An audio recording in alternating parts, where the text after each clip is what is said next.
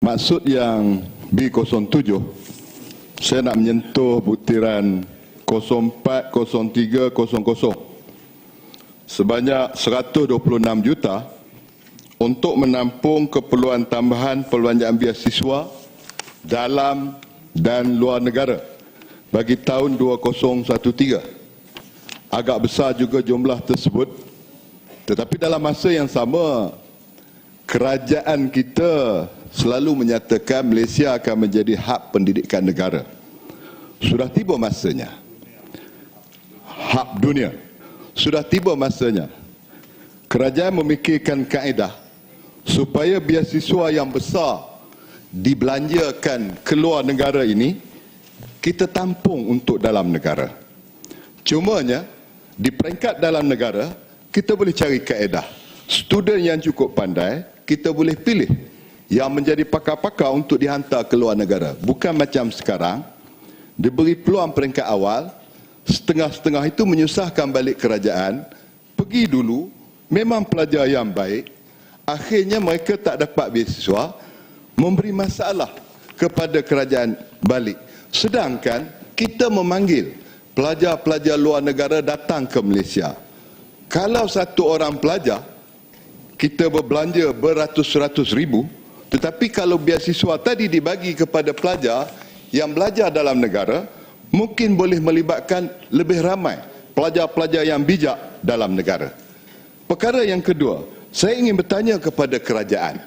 Dalam tempoh 5 tahun ini, berapakah sebenarnya kota beasiswa yang dibagi kepada pelajar-pelajar mengikut bangsa?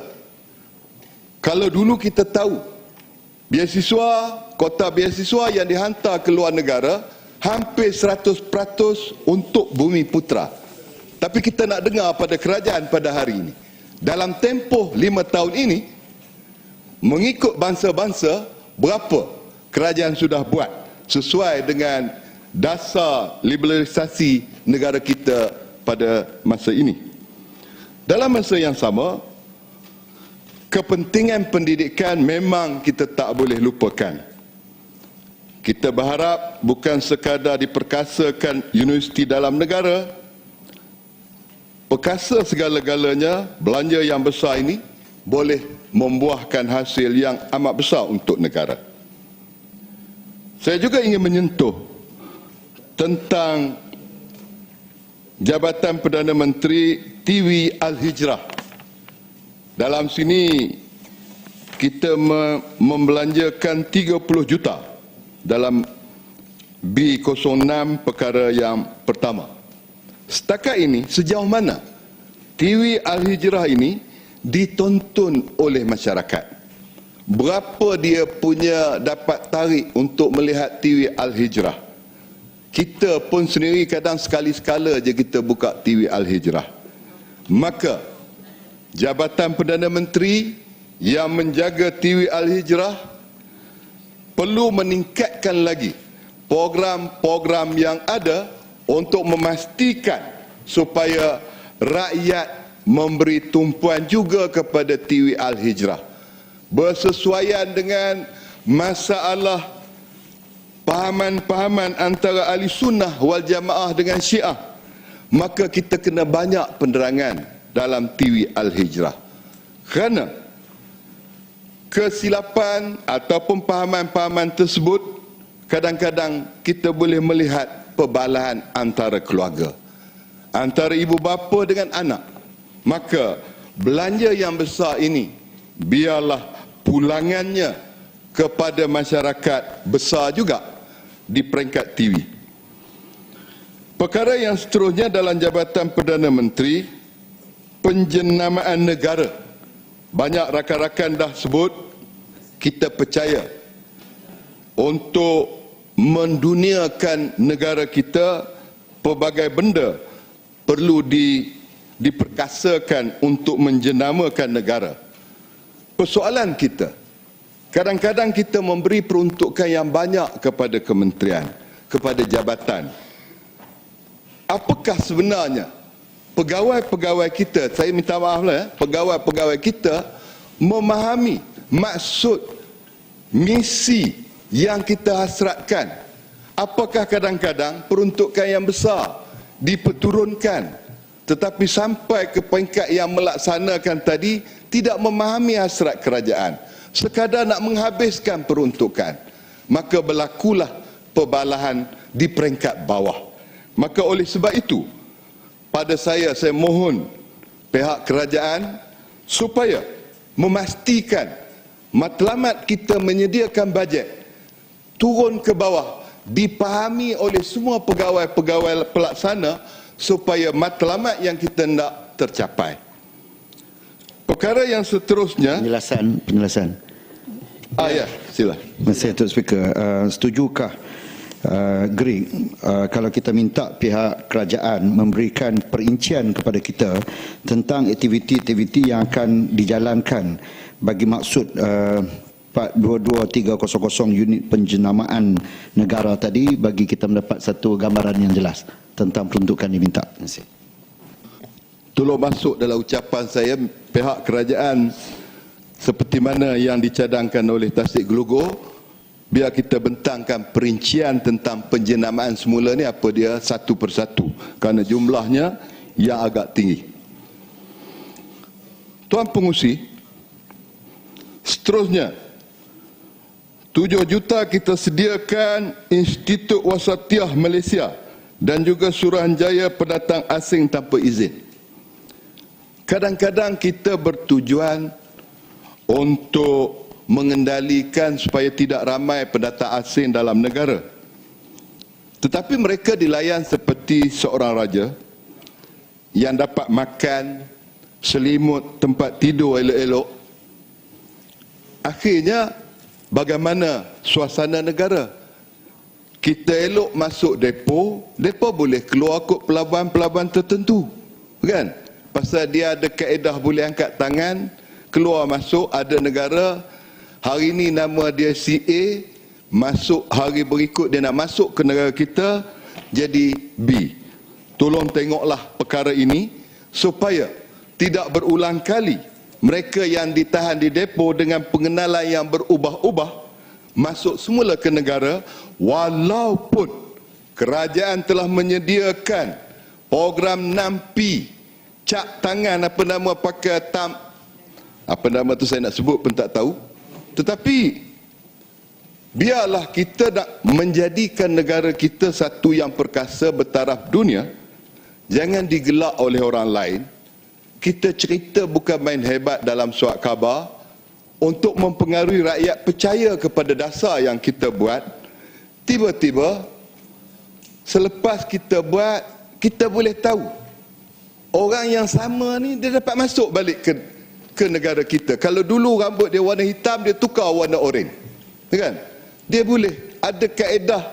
Saya pun tak tahu macam mana boleh senangnya rakyat asing keluar masuk ke negara kita, menukar nama, menukar identiti tanpa kita ada ni. Begitu juga hari ini kita lihat jenayah yang, kalau kita tengok ni Suruhanjaya pendatang asing ni, kalau kita tengok sempadan kita, sejauh mana kerajaan mengawal kemasukan senjata api ini ke dalam negara. Di border bukan susah. Kalau orang nak bawa masuk pistol, dia bukan ada nak scan-scan ataupun ada satu alat untuk menjaga kita. Jadi oleh sebab itu, tolong perhatikanlah benda tersebut. Dalam masa yang sama, maksud B01 Parlimen, macam yang kata tadi, kita berterima kasih kepada pihak pentadbiran Parlimen. Banyak dah kemudahan-kemudahan diberikan kepada kita ahli-ahli Parlimen. Cumanya kita tengok kadang-kadang walaupun pihak kerajaan, pihak pembangkang bertelagah, kita kena cari satu identiti.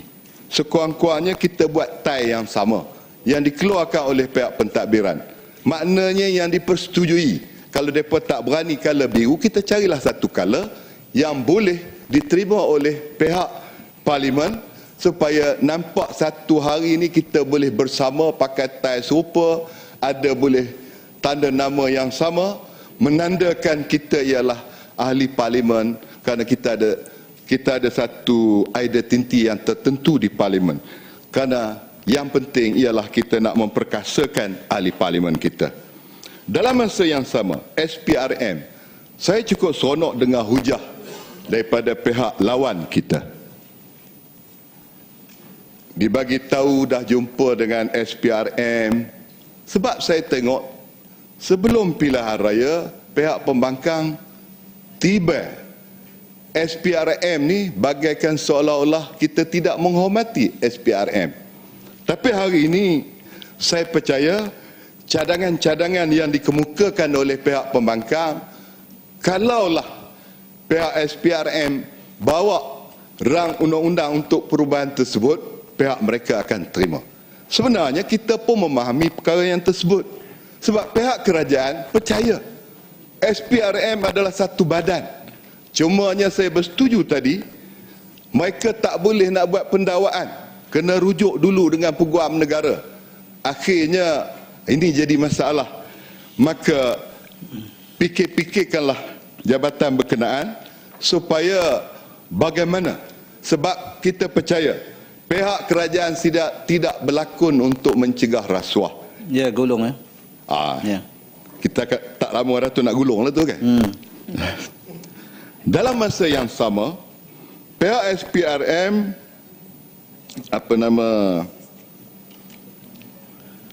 bolehlah diperkasakan, pihak pembangkang pun dah bersetuju. Cumanya satu undang-undang negara kita ini yang perlu kita tengok semula.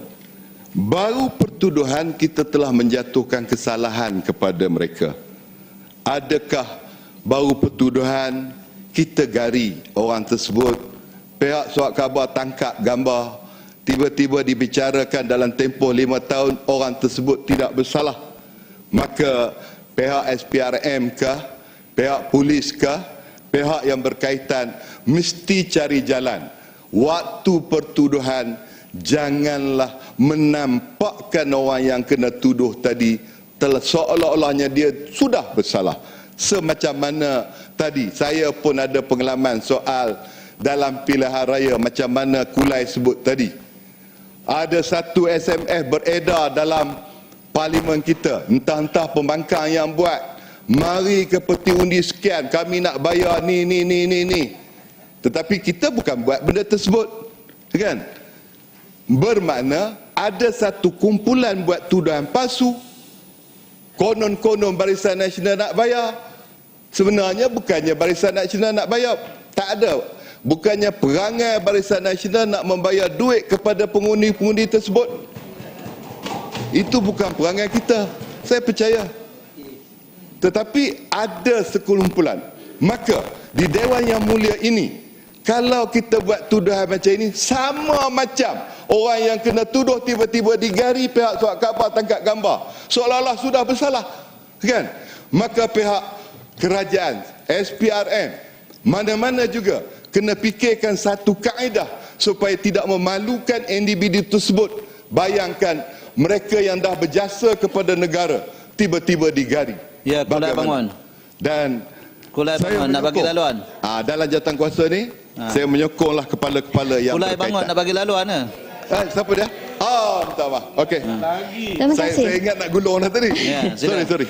Hanya satu nak tanya satu pandangan yang berhormat. Jadi saya masih ingat pada sesi yang lalu, yang berhormat Simpang Ringgam menuduh bahawa yang berhormat Pematang Pau mempunyai 20 akaun, bank account di luar negeri, dan beliau merujuk kepada satu blog yang tak tahu ditulis oleh siapa. Saya nak tanya, kalau pengarahan macam itu boleh tak kita terima dalam parlimen ini? Kalau faham cakap saya, benda yang belum bersalah. Tapi saya rasa dalam parlimen dulu saya ada sekali, pihak Simpang Renggam bukan kata dia bersalah, bukan kata Pematang Pau bersalah. Pihak Simpang Renggam kata ini ada tuduhan-tuduhan, minta kerajaan buat siasatan sama ada benda itu betul atau salah. Betul tak? Itu yang saya masih ingat benda tersebut. Ya, berkaitan gulung. dengan dengan pertanyaan daripada Kulai tadi. Jadi samalah, saya faham tu. merujuk kepada laporan Kulai. pemantau yang cakap ada tuduhan sebegini. Jadi saya Dia nak tidak tanya buat betul atau tuduhan. tidak. Dia tidak buat tuduhan, tapi Kulai tadi seperti mana kata pengerang, bila minta nama apa semua, pihak Kulai kita nak mengalih isu, cari orang lain pula nak bagi dakwaan, kan? Jadi tuduhan itu yang kita tak nak di dalam Dewan. Macam sekarang kita didengari oleh pelajar-pelajar, mereka orang pertama dengar dalam parlimen.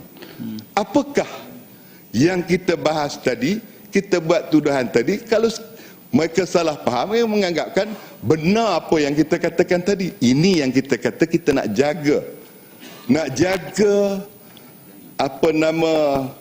nak jaga kehebatan supaya bukan Dewan yang mulia ini, parlimen ini tempat kita buat tuduhan yang menyebabkan orang beranggapan benda tersebut betul berlaku. Itu maksud saya. Ya, terima kasih Gri. Jadi saya pun tak boleh cakap panjang. Terima kasih Tuan Pengurusi kerana melepaskan saya bercakap lebih pada masa. Dengan ini saya menyokong. Ya.